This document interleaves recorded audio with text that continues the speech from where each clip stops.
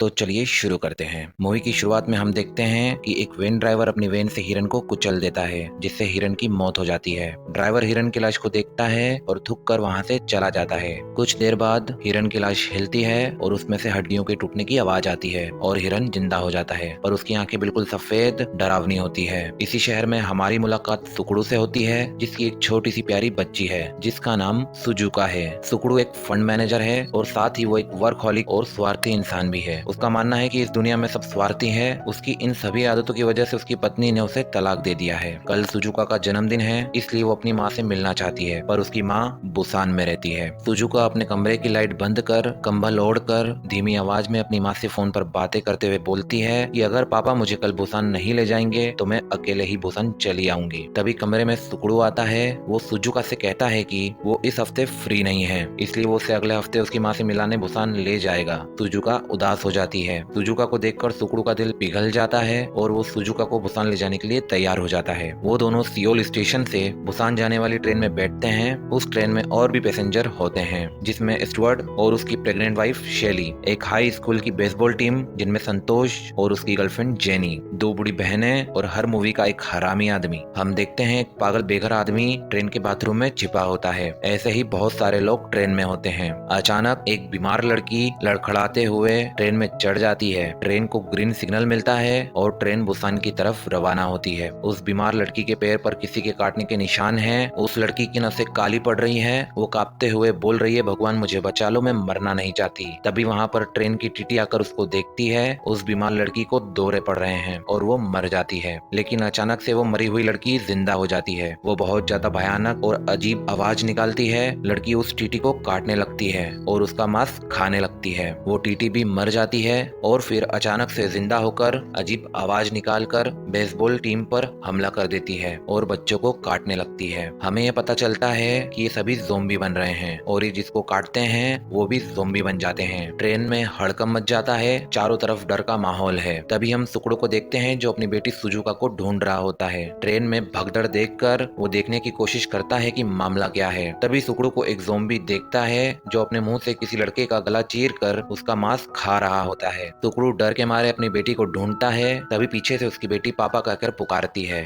सुकड़ू अपनी सुजुका को उठाकर सुरक्षित कोच की तरफ दौड़ने लगता है और उसके पीछे ज़ोंबी पड़ जाते हैं। हम स्टुअर्ट और उसकी वाइफ शेली को देखते हैं। ट्रेन में भगदड़ देखकर स्टुअर्ट और शेली घबरा जाते हैं, जिसके पीछे सुकड़ू सुजुका को लेकर खड़ा होता है। शेली स्टुअर्ट को उस लड़की की मदद करने के लिए कहती है, लेकिन ज़ोंबी स्टुअर्ट को काटने की कोशिश करता है। स्टुअर्ट उसे मारता है। इतने में सुकड़ू सुजुका को लेकर वहाँ से भाग जाता है। स्टुअर्ट और शेली भागते हुए सुरक्षित बोगी की तरफ जाते हैं। स्टुअर्ट गेट को पकड़कर खड़ा होता है और सुकड़ू से पूछता है ये गेट कैसे लॉक होगा। सुकड़ू कहता है कि गेट बंद करने की कोई जरूरत नहीं है, उन्हें गेट खोलना नहीं आएगा। अगर हम ज़ोंबी को दिखेंगे नहीं तो वो शांत हो जाएंगे। शेली गेट पर अखबार चिपका देती है, जिससे वो ज़ोंबी सच में शांत हो जाते हैं। गेट के उस तरफ ढेर सारे ज़ोंबी उनको खाने के लिए बेताब हैं और इस तरफ सारे अपनी जान बचाने के लिए जद्दोजहद कर रहे हैं। ट्रेन में अनाउंसमेंट होती है कि ट्रेन अगले स्टेशन पर नहीं रुकेगी। ड्राइवर कहता है कि उसे आगे से ऑर्डर आया है। सुकड़ू को उसकी माँ का फोन आता है। उसकी माँ उसे कहती है कि वो सुजुका का ध्यान रखे और उसकी माँ की आवाज धीरे धीरे बदल रही है। हमें पता चलता है कि उसकी माँ भी ज़ोंबी बन गई है। साउथ कोरिया की सरकार ने पूरे देश में नेशनल इमरजेंसी घोषित कर दी है। पूरे देश में ज़ोंबीज का आतंक छाया हुआ है। हेलीकॉप्टर से लदे ज़ोंबीज आसमान से गिर रहे हैं। हर तरफ खून और लाशें हैं जो ज़ोंबी में बदल कर लोगों को नोच कर खा रहे हैं। ट्रेन में सभी पैसेंजर धीरे धीरे आगे बढ़ने लगते हैं। ट्रेन में एक बार फिर अनाउंसमेंट होती है और कैप्टन कहता है हमारी ट्रेन का आखिरी स्टेशन डाइजियोन होगा। सभी की सुरक्षा के लिए सरकार ने आर्मी बुला ली है। मैं आप सभी से प्रार्थना करता हूँ कि स्टेशन पर पहुंचकर आप एक एक करके ट्रेन से उतर जाएं। ट्रेन में स्टुअर्ट और उसकी वाइफ शेली की सुजान से अच्छी खासी जान पहचान हो जाती है। वो तीनों आपस में घुल मिल जाते हैं। वहीं दूसरी तरफ सुकड़ू अपने दोस्त को फोन कर पूछता है कि क्या दाईजियोन स्टेशन सुरक्षित है। वो बताता है कि वहाँ आर्मी तो पहुंच गई है, मगर वो तुम सभी को क्वारंटाइन सेंटर में डाल देंगे। सुकड़ू उससे मदद मांगता है तो उसका दोस्त कहता है कि ठीक है, तुम मेन गेट से बाहर मत निकलना, पीछे वाले गेट पर तुम्हें मेरे आदमी मिलेंगे, तुम उनके साथ चले जाना। उसकी बातें वो पागल आदमी सुन रहा होता है। दाईजियोन स्टेशन आता है। पूरा स्टेशन बिल्कुल सुनसान होता है। सबसे पहले मूवी का हरामी आदमी ट्रेन से उतरकर ट्रेन कैप्टन के पास जाता है। उसके बाद बेसबॉल प्लेयर संतोष, उसके दो दोस्त और उसकी गर्लफ्रेंड जेनी, स्टुअर्ट और शेली, वो दोनों बहनें सुकड़ू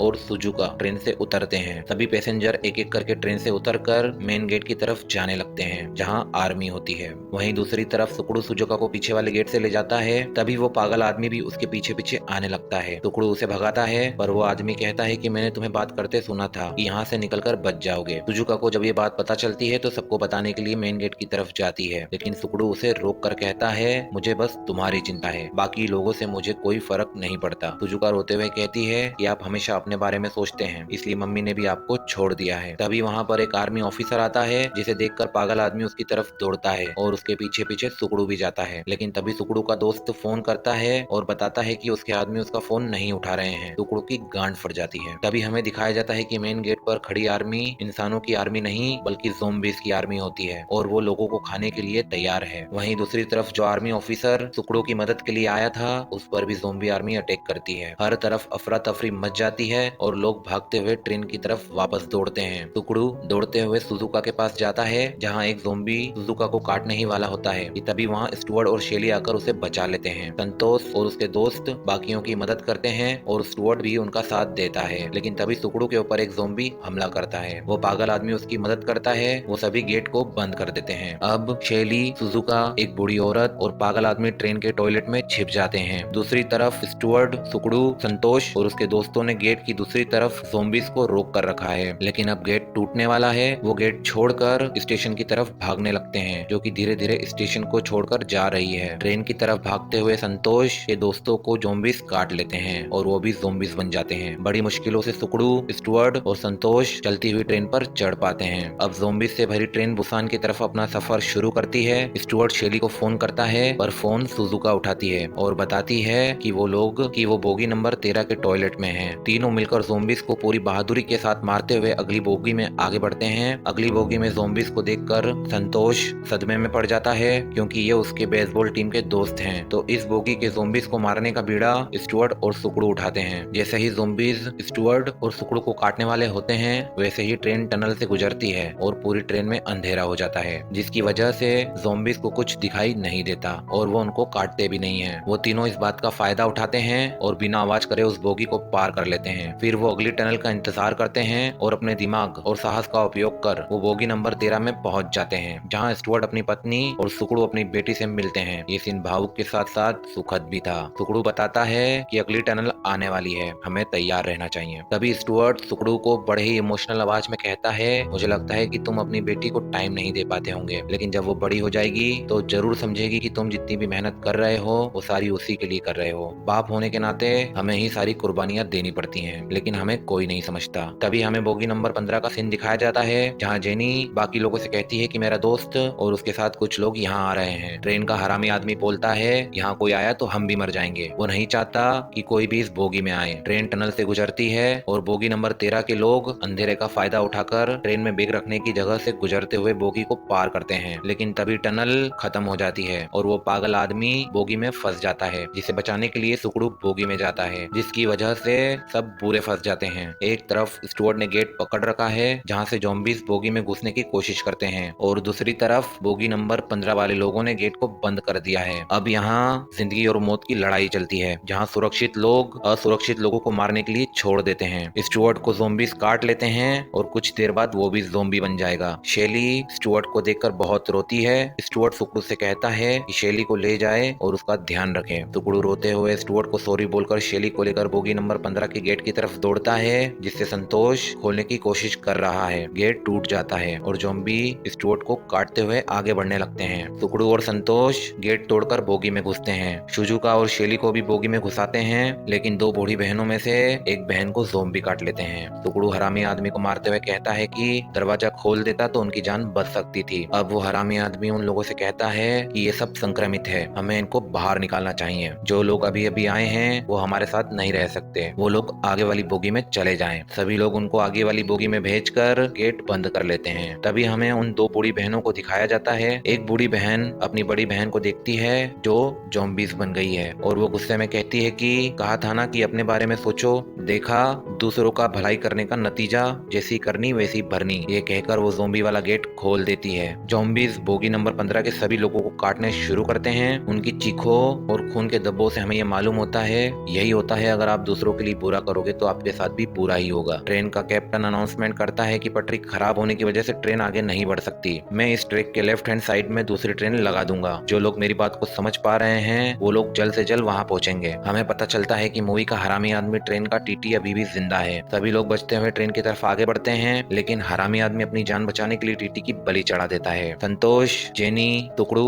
सभी ट्रेन की तरफ बढ़ रहे हैं। अचानक तभी ट्रेन का एक्सीडेंट होता है और सुकड़ू, शेली, सुजुका और पागल आदमी ट्रेन के नीचे फंस जाते हैं। वहीं दूसरी तरफ संतोष और जेनी अपनी जान बचाने की कोशिश करते हैं। तभी वहाँ हरामी आदमी आ जाता है और जेनी को ज़ोंबी की तरफ फेंक देता है, जिससे जेनी को ज़ोंबीज काट लेता है और वो भी ज़ोंबी बनकर संतोष को काट लेती है। कैप्टन ट्रेन को बुसान ले जा रहा होता है, लेकिन हरामी आदमी की जान खतरे में देखकर वो उसकी जान बचाने आता है। पर एक बार फिर हरामी आदमी अपनी जान बचाने के लिए कैप्टन को ज़ोंबी की तरफ फेंक देता है और खुद ट्रेन में चढ़ जाता है। हम देखते हैं कि सुकड़ू बेहोश है और सुजुका उसे उठाने की कोशिश करती है। सुकड़ू वहाँ से कर निकलता है, लेकिन सुजुका और शेली की जान बचाने में पागल आदमी की मौत हो जाती है। अब इस मूवी का सबसे खतरनाक सीन आता है। ट्रेन चल रही है और शेली और सुकड़ू सुजुका को अपनी गोद में लिए ट्रेन की तरफ भाग रहे हैं और उनके पीछे कई हजारों ज़ोंबीज भाग रहे हैं। जैसे तैसे करके वो ट्रेन पर चढ़ जाते हैं, लेकिन जैसे ही वो ट्रेन कैप्टन का गेट खोलते हैं, उसमें से हरामी आदमी निकलता है जो धीरे धीरे ज़ोंबी बन रहा है। हरामी आदमी सुकड़ू पर हमला कर देता है और उसको काट भी लेता है, लेकिन सुकड़ू खुद को चेन में बांध कर उसको ट्रेन से नीचे गिरा देता है। अब कुछ देर में सुकड़ू भी ज़ोंबी बन जाएगा। सुकड़ू शेली और सुजुका को ट्रेन में बैठाकर शेली को समझाते हुए कहता है कि ब्रेक को तभी दबाना जब खतरा ना हो, और सुजुका को कहता है कि